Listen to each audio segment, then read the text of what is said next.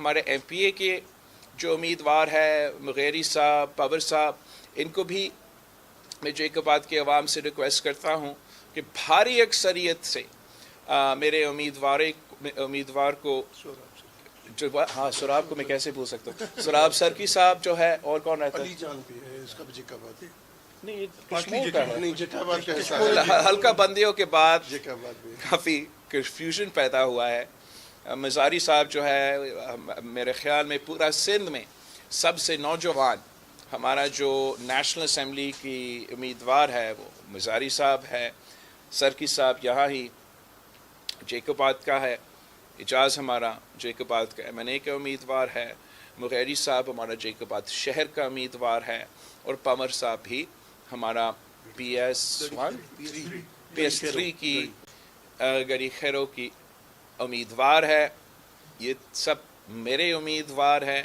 اور میں امید کرتا ہوں کہ انشاءاللہ تعالی جیکب آباد کے عوام 8 فروری کو تیر پر تھپڑ لگوائیں گے،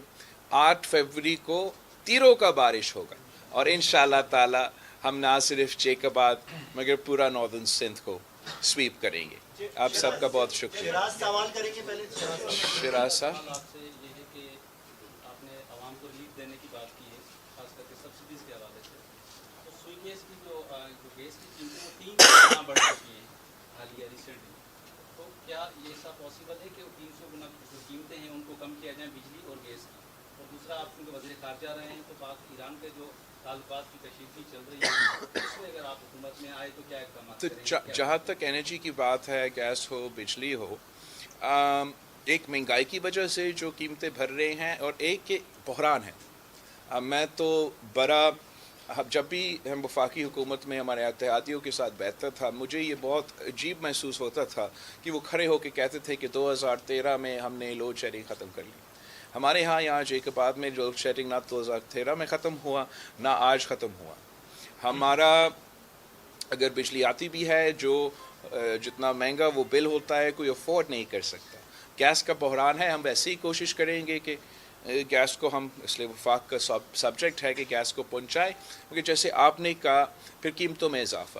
تو جو میرا عوامی معاشی معاہدہ ہے، ہم اس طریقے سے مہنگائی کا مقابلہ کر رہے ہیں کہ ایک ہم عوام کو ایک مدد دے رہے ہیں، مالی مدد دے رہے ہیں تاکہ اس مشکل میں ان کو کچھ سہولت ملے۔ دوسرا، جہاں تک انرجی کی بات ہے، ہم سمجھتے ہیں کہ انرجی عوام کی حق ہے، مگر ساتھ ساتھ ہمیں یہ معلوم ہے، یا ہمارا بھروسہ جو ہے وہ وفاق کے یہ جو ادارے ہمیں بجلی پہنچانا چاہیے یا گیس پہنچانا چاہیے، ان سے ہمارا اعتماد ہو چکا ہے۔ ہم اب اپنا آلٹرنیٹ پروپوزلز لے کر آئے ہیں کہ ایک انشاءاللہ تعالیٰ میں ہر ڈسٹرکٹ میں گرین انرجی پارک بناؤں گا، اور گرین انرجی پارک کے تھرو یہ پبلک پرائیویٹ پارٹنرشپ کا ماڈل ہوگا،